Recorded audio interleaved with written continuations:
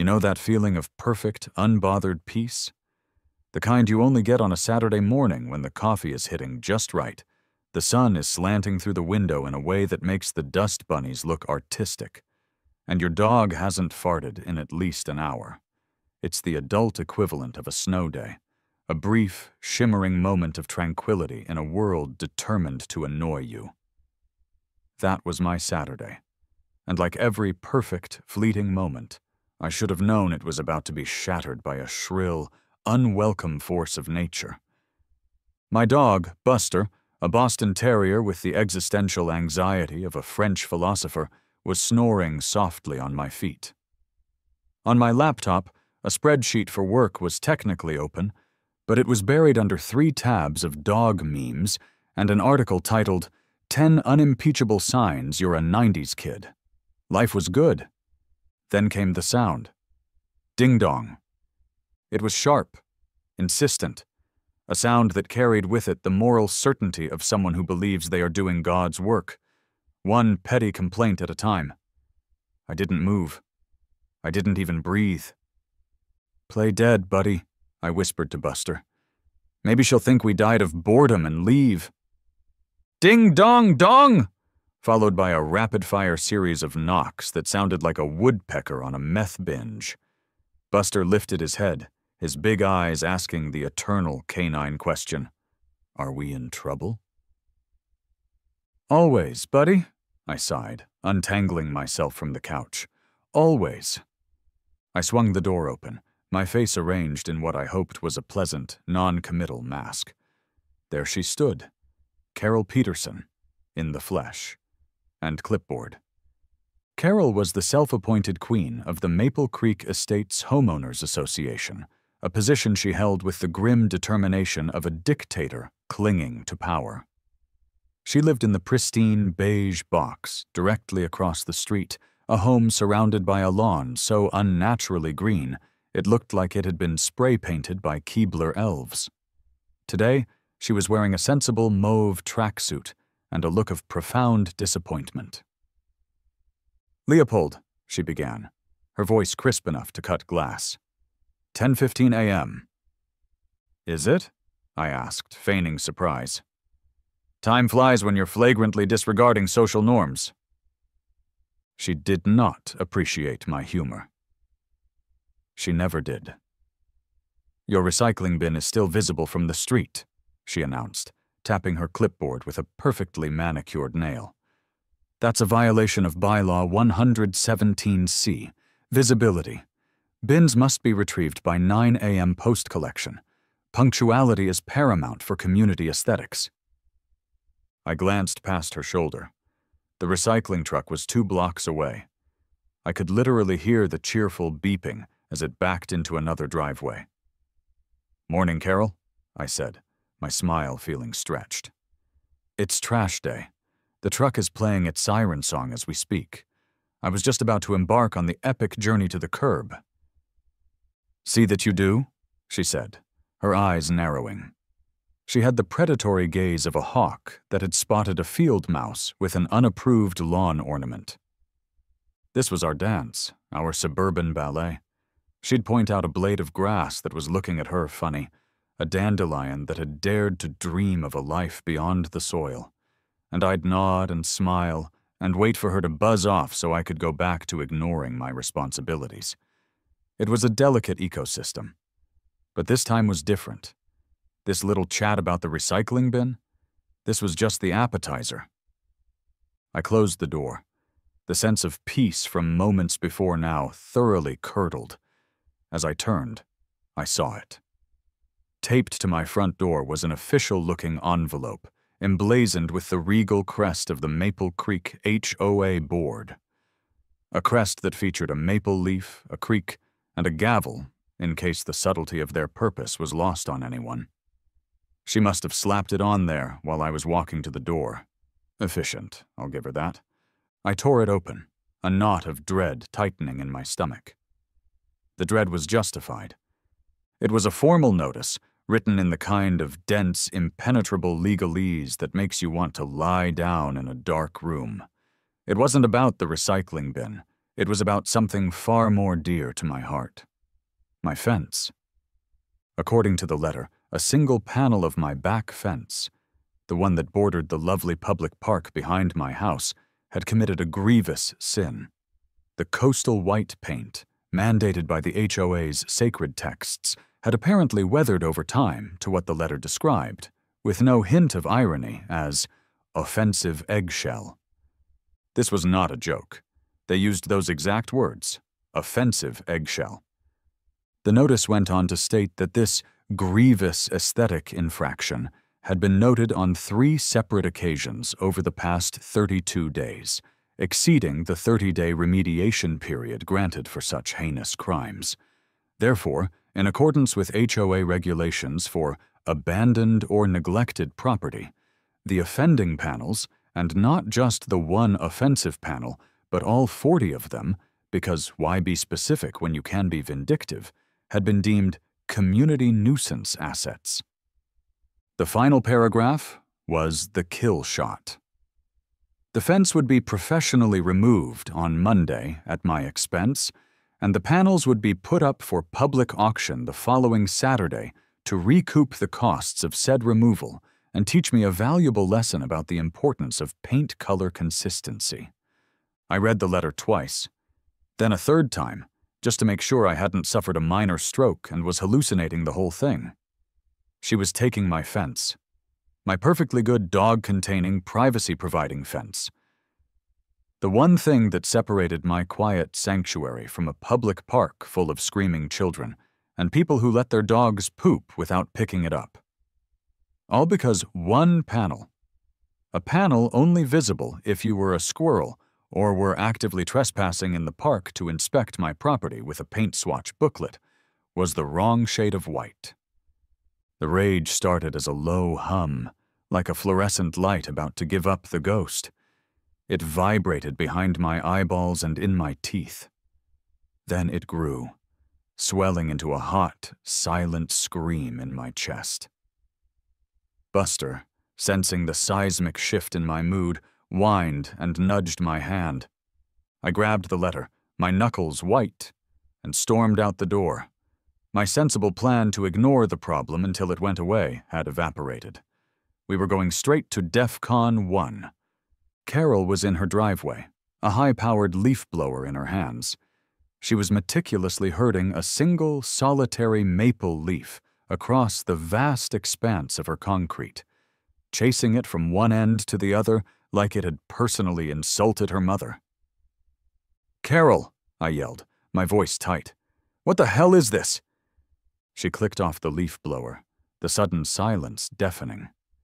She didn't turn to look at me, instead choosing to examine the nozzle of her machine as if it were a fascinating archaeological find. "Language, Leopold," she said, her voice calm and cool. Bylaw 42, Public Decorum. "Public decorum can bite me," I said, waving the letter. "You're auctioning my fence, my entire fence." "The board has made a decision," she said, finally turning to face me. A smug little smile played on her lips. "You were given ample warning. 32 days to be exact. The notice was sent via certified mail." "I never got any notice," I protested. That was true. My mailbox was a black hole of takeout menus and credit card offers. Anything official usually got lost in the shuffle. "Not my problem," she shrugged. "We can't have our community devolving into a hodgepodge of mismatched whites, Leopold. It begins with a fence panel.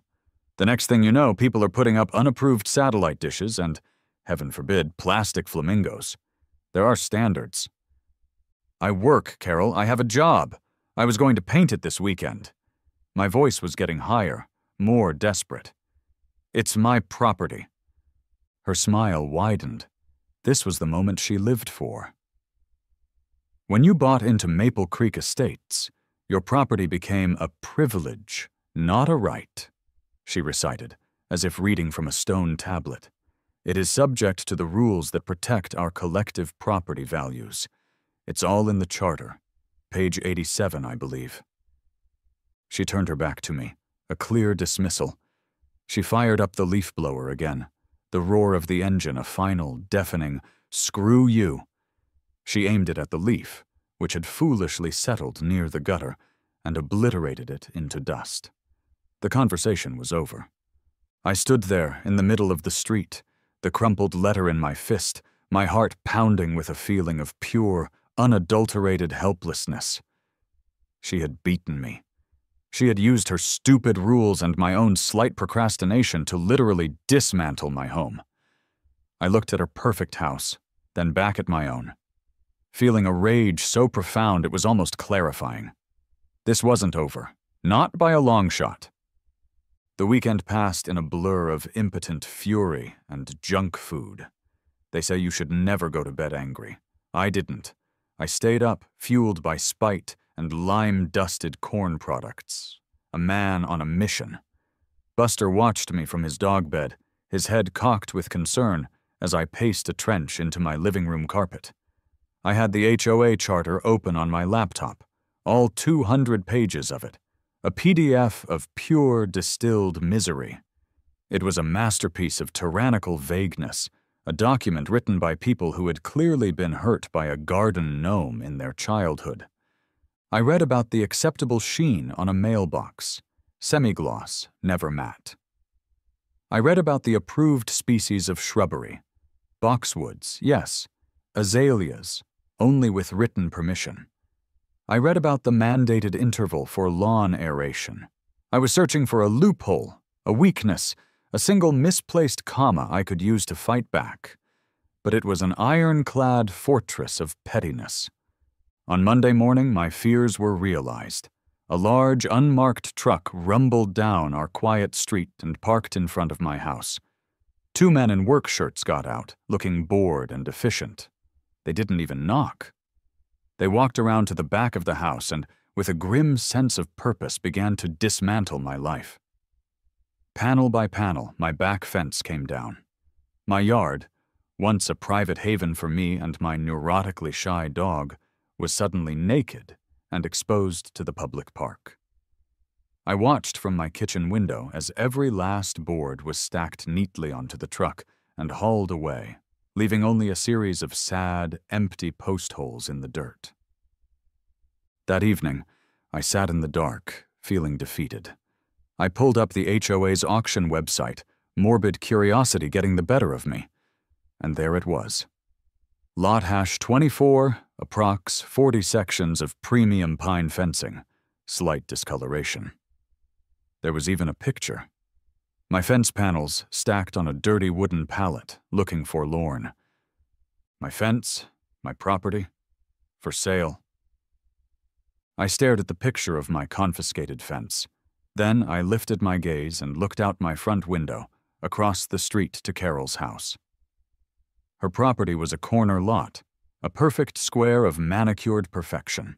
It was bordered by the street on 2 sides, a public sidewalk tracing its perimeter, and it had no fence, just a vast, immaculate, and completely open front lawn, a pristine canvas. An idea began to form in the deepest, most vengeful corner of my brain. It was a terrible idea. It was a beautiful idea. It was a magnificently, gloriously petty idea. A low chuckle escaped my lips. It started small, then grew, bubbling up from my chest until I was leaning back in my chair, roaring with the kind of maniacal laughter that usually precedes a supervillain monologue.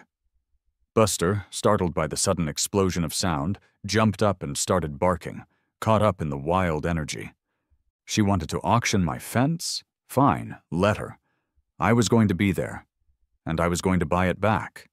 But it wasn't going back in my yard. Oh no. It was going to a new home.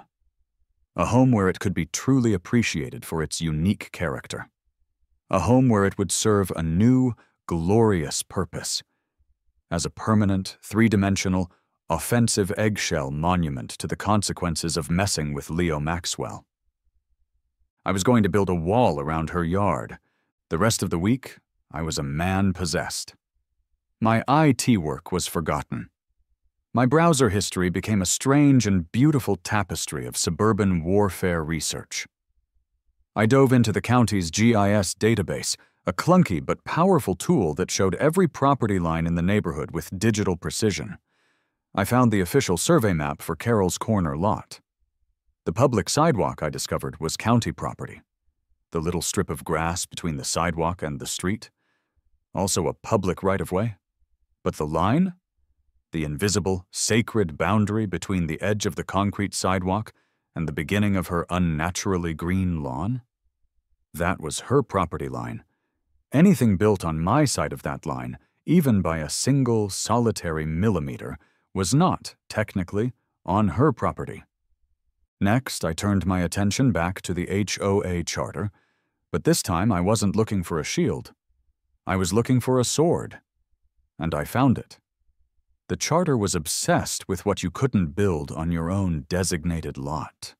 It had endless, mind-numbing rules for backyard fences, for privacy hedges, for the color of your front door.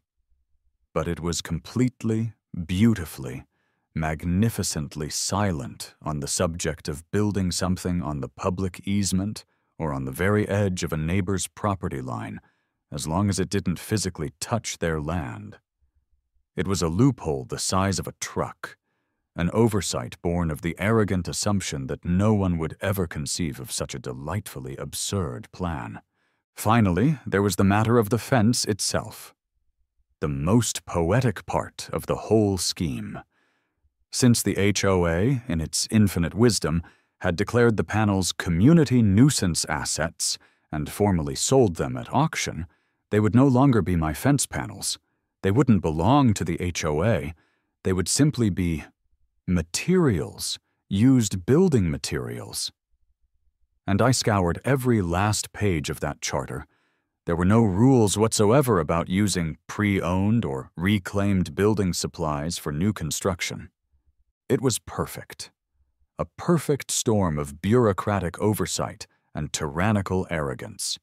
She had forged the weapon, handed it to me, and left the instruction manual lying right there in her own stupid rulebook. The following Saturday was overcast and humid, the kind of day that makes you feel sticky just by thinking about it. It was perfect weather for an auction held in a dusty, sun-bleached community storage lot. I arrived wearing sunglasses and a nondescript baseball cap, trying my best to look like a man who was just there to browse, not to execute a meticulously planned act of psychological warfare. I registered at a folding table and was handed a flimsy piece of cardboard with the number 42 inches scrawled on it in Sharpie. A few other Maple Creek residents were milling about, poking at a confiscated gas grill and a sad-looking set of patio furniture. Then, my heart gave a little thump. I saw her. Carol. She wasn't there to bid. She was there to gloat. She stood near the auctioneer's podium, clipboard in hand, looking every bit the benevolent ruler overseeing the redistribution of an ungrateful peasant's property. She saw me, and her smug smile, the one I'd been picturing in my head all week, widened into a triumphant smirk.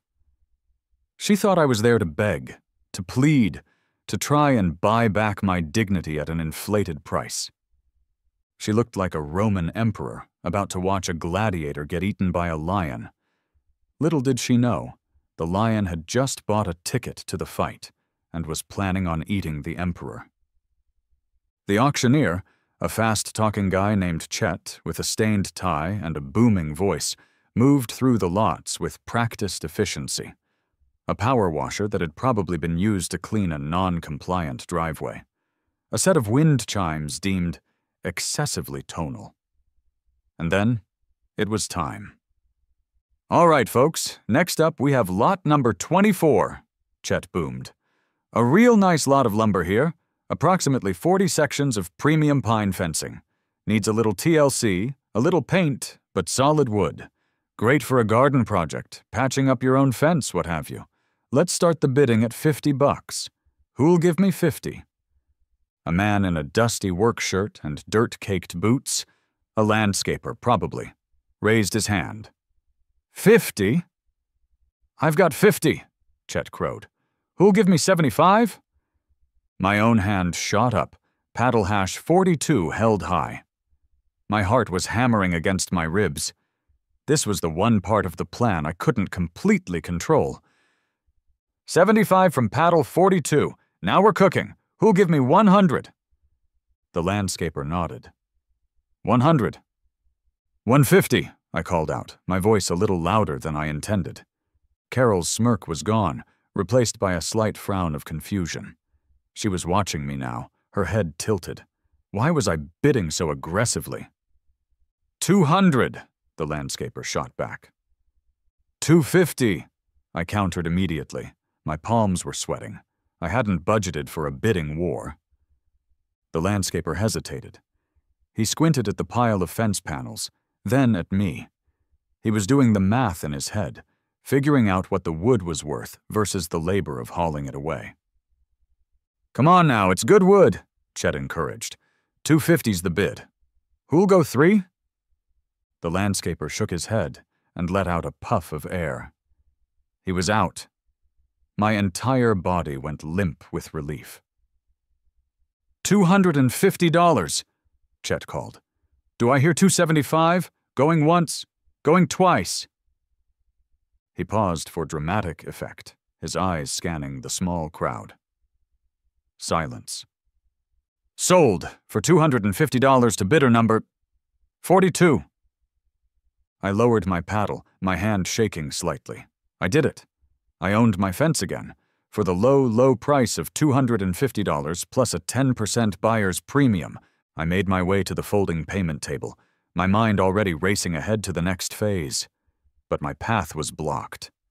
Carol stood there, her arms crossed, her face a mask of furious disbelief. "What do you think you're doing?" she hissed, her voice a low, dangerous whisper. "You can't put that fence back up. It's unapproved material. I will have it removed again by Monday." I gave her my most serene, untroubled smile. It was a smile I had been practicing in the mirror all week. "Oh, I'm not putting it in my backyard, Carol," I said, my voice light and airy. "Don't you worry about that. It's going to a much more, prominent location. A place where the whole neighborhood can appreciate its unique, rustic charm." I paid the bewildered-looking woman at the table in cash, got my receipt, my precious, legally binding receipt, and arranged for delivery. "Delivery address?" the guy with the clipboard asked. I gave him the address of the street right in front of Carol Peterson's house. He blinked. "You want this pallet of fencing? Dropped on the curb at 124 Maple Drive?" "That's the one," I confirmed. He just shrugged, a man who had long ago given up questioning the strange requests of humanity. "Your stuff. Your choice, man." I walked away from the auction lot, the receipt clutched in my hand like a golden ticket. I could feel Carol's eyes burning a hole in my back. I didn't look back. The first stone had been thrown. The siege was about to begin. Phase 2 of Operation Petty Justice required something I did not possess: the ability to dig 40 post holes and lift heavy things repeatedly. I was an IT guy. My primary physical exertion involved carrying groceries in from the car and occasionally standing up too fast. I needed professionals. Back in the familiar glow of my home office, I opened Google and typed in "fencing contractors near me." The first few calls did not go well. It turns out that most legitimate businesses have an aversion to being accessories in what sounds suspiciously like a criminal harassment case. "Hi, I'm looking to get a quote for a fence installation," I'd start, all businesslike. "It's about 40 panels, roughly 150 linear feet." "No problem," the friendly voice on the other end would say. "What's the address? We'll send someone out to take a look." "Well," I'd say, taking a deep breath, "here's the thing. It's not exactly for my yard. I want to build it around my neighbor's front yard, like right on the property line." This was usually followed by a long, heavy silence. "Sir, is this a prank call?" one asked before hanging up. "Son, are you and your neighbor having a domestic dispute?" another inquired, his voice dripping with paternal concern. "You could call it a Zoning disagreement, I'd offered. Yeah, I'm gonna have to pass, he'd replied. My insurance doesn't cover acts of God or suburban spite. Click. By the third rejection, I was starting to feel dejected. Was my brilliant plan going to be thwarted by the sensible risk assessment policies of local fencing companies? Then I saw it, buried on the second page of the search results. A simple, no-frills website with text that looked like it was designed in 1998. Frank's Fence and Post. No job too weird. I dialed the number. A gravelly, world-weary voice answered on the second ring. Frank's. Hi, Frank, I said. My name is Leo. I have a weird job. There was a dry chuckle on the other end. Weird is my bread and butter, kid. Hit me. So I did. I laid it all out. The HOA, the offensive eggshell, the clipboard-wielding menace across the street, the auction, my meticulous research into property lines and bylaws, my glorious, insane plan to build a containment wall around Carol's yard using her own confiscated weapon. I expected to be hung up on again. I expected him to tell me I was crazy. Instead, there was a long pause, followed by a low, wheezing sound that I soon identified as laughter. It was a deep, rumbling laugh that sounded like it came from the bottom of a barrel of whiskey and 40 years of hard labor. Let me get this straight, Frank said, catching his breath. An HOA Karen? The president, no less? Auctioned your own fence off for being the wrong shade of white? And you bought it back and want to use it to wall her in, completely legal-like, right on the property line? That's the plan, I confirmed, a hopeful tremor in my voice. Son, he said, and I could hear the grin in his voice. I've been in this business for 40 years. I've built fences to keep dogs in, fences to keep deer out, and one time I built a 12-foot privacy fence around a nudist colony that was next door to a Baptist church. But a pure, 100-proof spite wall? Kid, that's the Mona Lisa of fencing. It's poetry. I'm in. I could have wept with joy. My crew and I will be there tomorrow morning, 7 a.m. sharp, he declared. And we're bringing the good post hole diggers for this one. This is a special occasion. The next morning, at precisely 7 a.m., a beat-up but sturdy-looking work truck pulled up to the curb in front of Carol's house. The passenger door squeaked open, and out stepped Frank. He was exactly as his voice had suggested. Late 60s, barrel-chested, with a magnificent gray mustache that looked like it had its own zip code. He surveyed the scene with the eye of a seasoned general. From the driver's side emerged his crew, Ricky and Dave, two lanky guys in their early 20s who looked like they survived on a steady diet of energy drinks and sarcasm. They were already bickering. I'm telling you, this is gonna go viral, Ricky said, pulling out his phone and aiming it at the pallet of my old fence panels, which the delivery company had dutifully deposited on the grass verge between the sidewalk and the street. Dude, you have 12 followers and one of them is your mom, Dave shot back, grabbing a shovel from the truck bed. She's very supportive, Ricky retorted. Spitewall day one. What's up, InstaFam? We're about to get righteous. I came out of my house holding a box of donuts and my printout of the GIS map, the property line highlighted in a thick, unmissable yellow. Frank took a donut, nodded his approval, and unrolled a surveyor's string line. With the intense focus of a bomb disposal expert, he and Dave staked it out, pulling it taut. It ran with surgical precision, exactly 1 inch on the public side of Carol's immaculate lawn, perfectly framing her yard from one end of her property to the other, running parallel to the sidewalk. As if summoned by the sound of the hammer hitting the stake, Carol's front door creaked open. She peered out, her face a storm cloud of confusion. She watched them unload the auger, a monstrous, gas-powered corkscrew designed for digging into the earth with extreme prejudice. Frank gave Ricky a nod. Fire it up. Ricky yanked the cord, and the machine roared to life, a glorious two-stroke engine shattering the morning peace of Maple Creek Estates. That sound, I thought to myself, a giddy smile spreading across my face. To most, the sound of a gas-powered auger at 7 a.m. on a Tuesday is an unforgivable annoyance. To me, it was the opening fanfare of the sweet symphony of revenge. They started digging the first post hole at the far corner of her property line. The earth churned, the machine howled, and as the first fence post, one of my old, offensive eggshell posts, was lowered into the freshly dug hole, the reality of the situation finally seemed to penetrate Carol's consciousness. The front door flew open and she came charging out, her pink bathrobe flapping behind her like a cape. "What is the meaning of this?" she shrieked, her voice cracking with disbelief. "What are you doing?" Frank, who was busy mixing a bag of concrete in a wheelbarrow, didn't even look up. "Mornin', ma'am," he grunted. "We're installing a fence." "You can't do that," she sputtered. That's my yard." This was my cue. I stepped forward, holding my map like a sacred scroll. "Actually, Carol, it's not," I said, my voice dripping with rehearsed calm.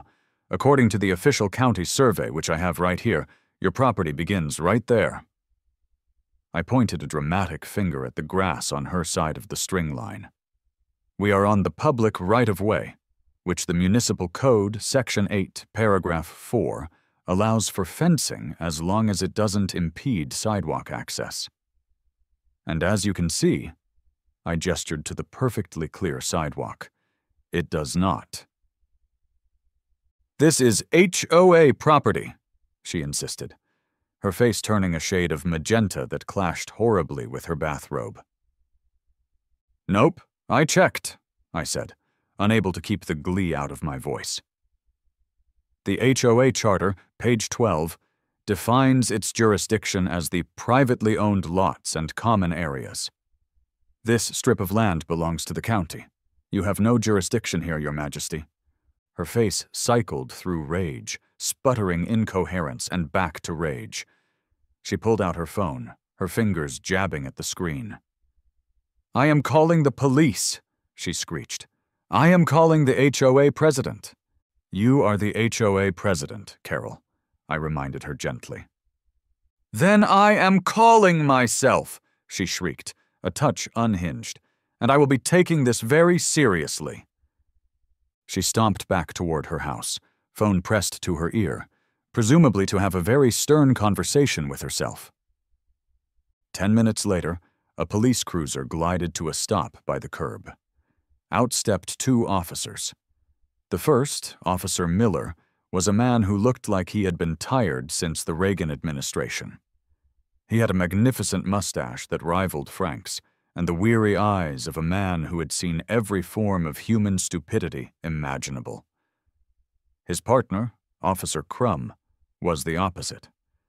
He looked about 19, with a fresh-out-of-the-academy haircut and an eagerness to enforce something.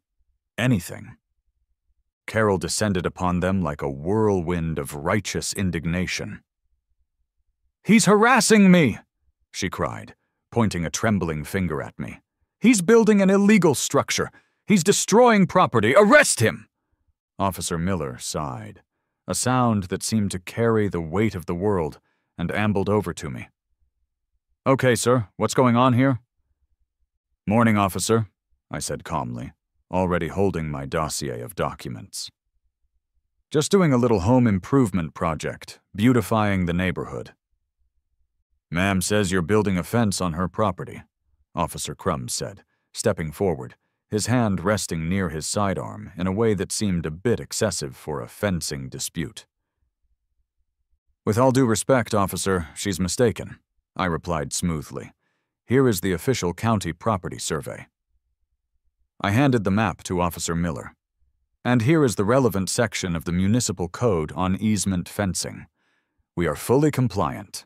Our posts are 6 feet high, the legal limit, and our post holes are exactly 1 inch off her property line. We haven't trespassed in the slightest." Officer Miller took the documents and began to read, his expression unchanging. He walked the length of the string line, his eyes flicking from the paper to the ground. He looked at Frank, who was now calmly tamping concrete around the first post. Frank just gave him a slow, knowing, "Yep, it's one of those days," shrug. Officer Crum, meanwhile, was trying to find a flaw. He pulled out a tape measure and checked the height of the fence panel leaning against the truck. It was, of course, exactly 6 feet. "Ma'am," Officer Miller said, turning back to Carol with an air of profound resignation. "I'm sorry, but it looks like he's within his rights. This is a civil issue. We can't stop him from building on a public easement as long as he's following city code." "It's my fence!" Carol wailed, changing tactics. "He stole my fence! That's my property!" "Actually," I piped up, producing my masterstroke document, "I have the receipt." I handed the auction receipt to Officer Miller. "The Maple Creek Homeowners Association sold these panels to me yesterday. Lot #24, a real bargain." Officer Miller looked at the receipt. He looked at the HOA logo at the top. He looked at Carol, who was now staring at the piece of paper as if it were a venomous snake. A tiny, almost imperceptible smile played on his lips. It was the smile of a man who thought he had seen it all and was delighted to be proven wrong. "Ma'am," he said, and I could hear the suppressed laughter in his voice. "Did you sold him the fence that he's now using to build a wall around your yard?" Carol's mouth opened and closed, but no sound came out. She just made a series of sputtering, goldfish-like motions. But it's ugly," Officer Crum chimed in, grasping at straws. "It's aesthetically unharmonious." Officer Miller put a comforting hand on his young partner's shoulder. "Son," he said gravely, "aesthetically unharmonious is not a crime. Yet. Let's go." They got back in their cruiser and drove away. Carol was left standing in her driveway, in her bathrobe, utterly defeated. I gave her a cheerful little wave. Behind me, the auger roared to life again. The siege of Maple Creek had officially survived its first counterattack. The next 2 days were a blur of glorious, productive spite. The wall went up with surprising speed. Frank, it turned out, was not just a fencer. He was an artist. And this spite wall was his Sistine Chapel. By the end of day 2, 3 sides of Carol's yard were completely enclosed. Her pristine lawn, once a sprawling testament to her control over nature, now looked like a holding pen at a very sad, beige-colored zoo. As the physical walls went up, the walls of Carol's sanity began to crumble. She descended into a state of perpetual, low-grade warfare, and it was a magnificent thing to behold. Her first move was to weaponize her irrigation system. She reprogrammed her sprinklers, which were usually timed with astrological precision, to go off at random intervals, sending arcs of water over the property line directly at the crew. The first time it happened, Ricky yelped as a jet of cold water hit him in the back. But Frank was prepared. He simply walked back to his truck and returned with 3 enormous golf umbrellas, the kind you see on a PGA tour. He handed one to each of us. We continued our work, perfectly dry under our little canopies, as the water rained down harmlessly around us. Next came the psychological warfare. She placed a large Bluetooth speaker in her front window and began blasting a continuous loop of Barry Manilow's greatest hits at full volume. The saccharine strains of Copacabana filled the air, a truly hellish soundtrack for manual labor. This was Ricky and Dave's moment to shine.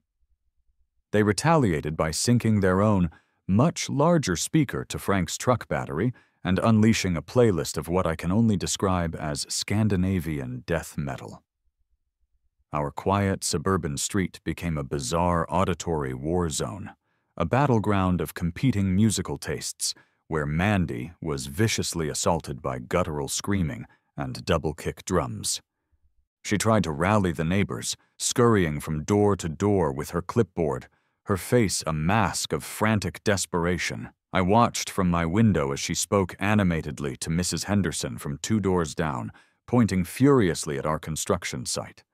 Mrs. Henderson, a sweet old lady who was terrified of Carol, just nodded, smiled weakly, and then immediately went back to watering her petunias the second Carol's back was turned. The truth was, nobody wanted to get involved. They were either intimidated by Carol and secretly thrilled she was getting her comeuppance, or they were smart enough to stay out of the blast radius of our mutual insanity.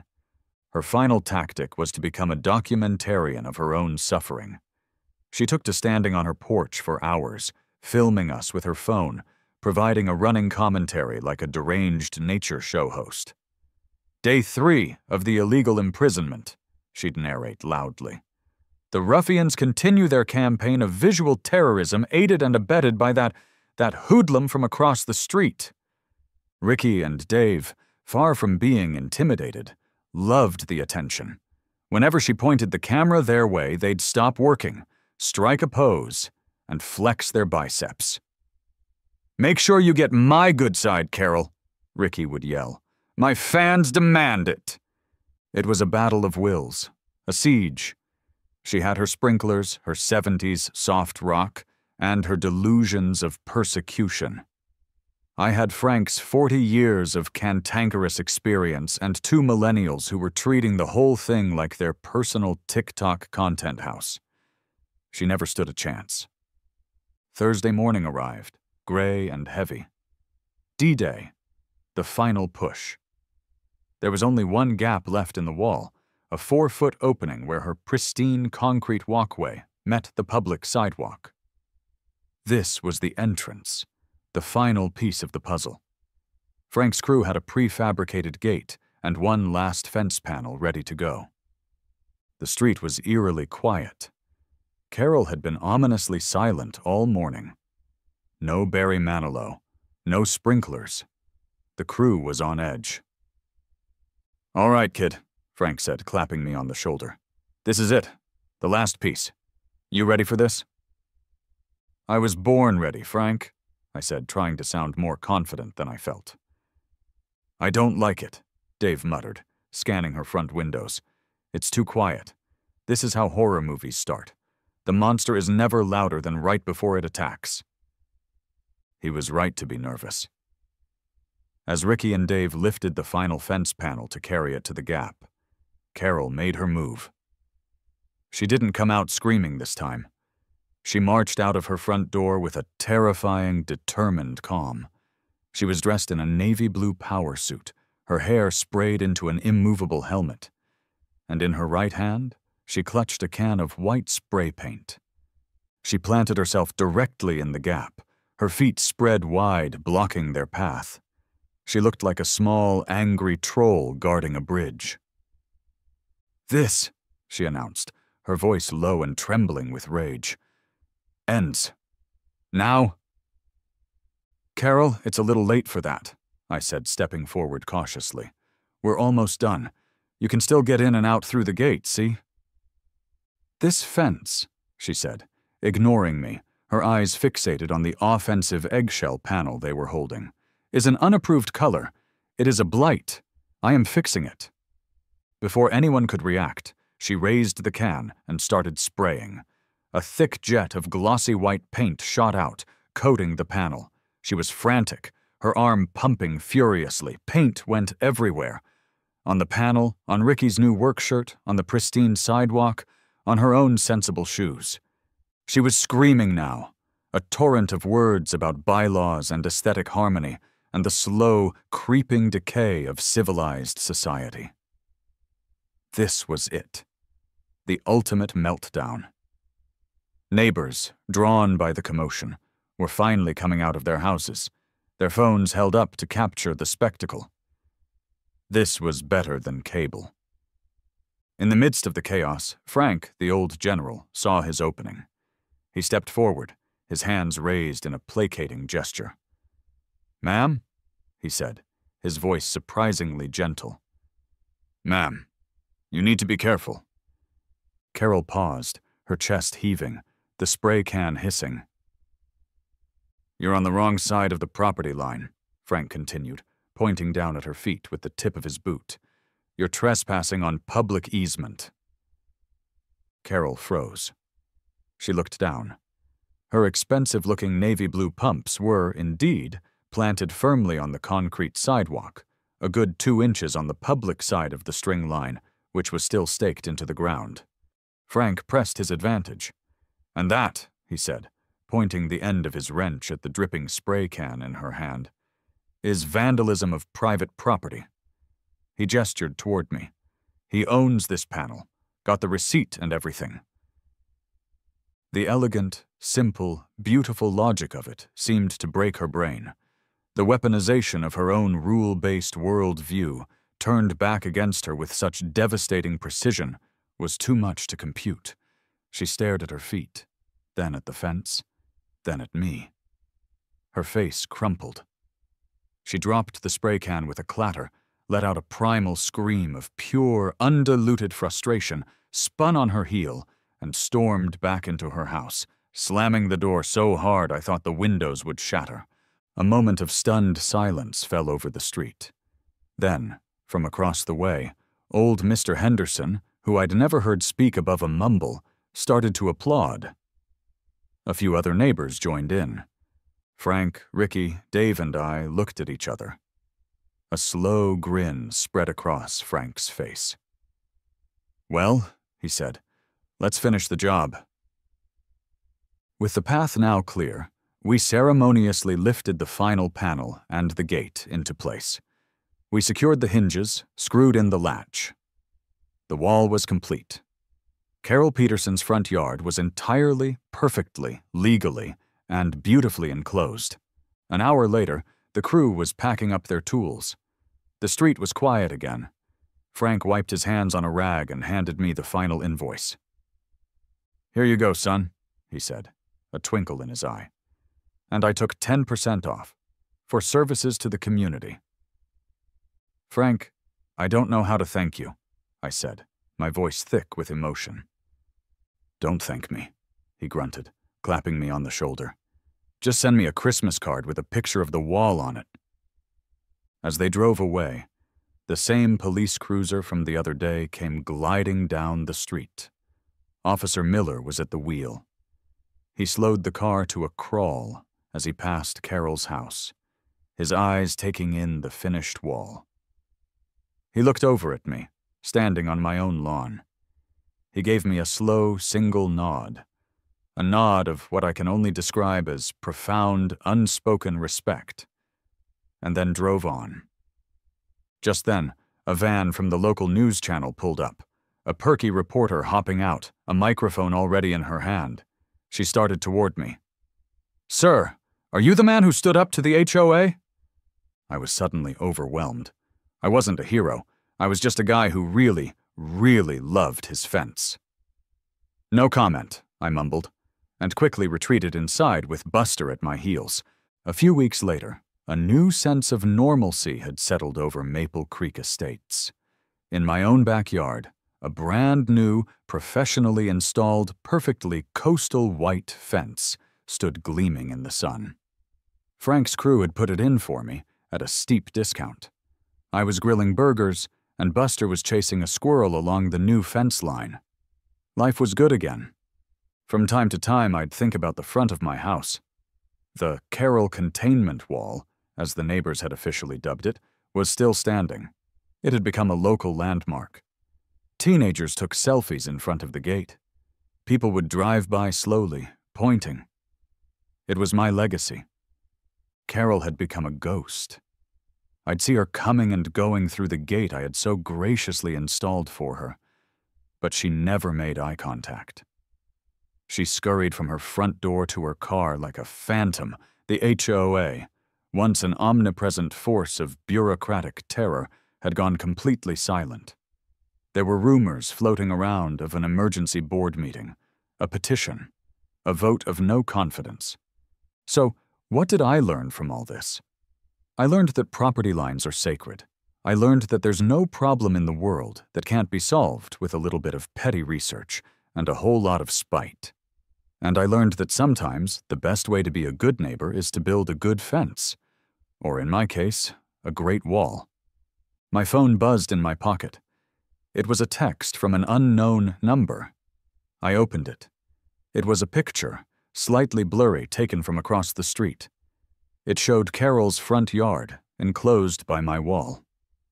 In the middle of the lawn, hammered defiantly into the unnaturally green grass, was a bright red sign. For sale. I smiled, took a big bite of my burger, and tossed a small piece to Buster, who caught it gleefully mid-air. Looks like the neighborhood's property values are about to go up after all, I thought to myself. You're welcome, Maple Creek.